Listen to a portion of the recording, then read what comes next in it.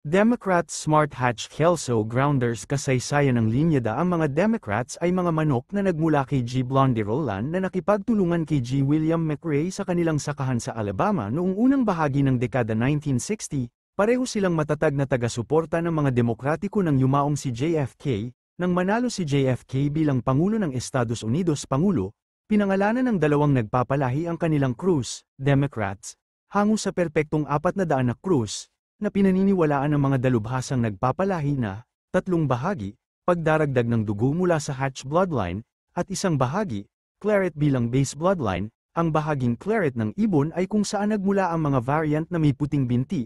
Ang mga boksingero na ito ay napakatalino at tumpak, Claret, at ang kanilang mga suntok ay malalakas, Hatch, na marka. Ang mga Democrats ay nasa katamtamang mataas hanggang mataas ang katayuan. Ang mga ito ay kulay burgundy hanggang madilim na pula na may buong balahibo.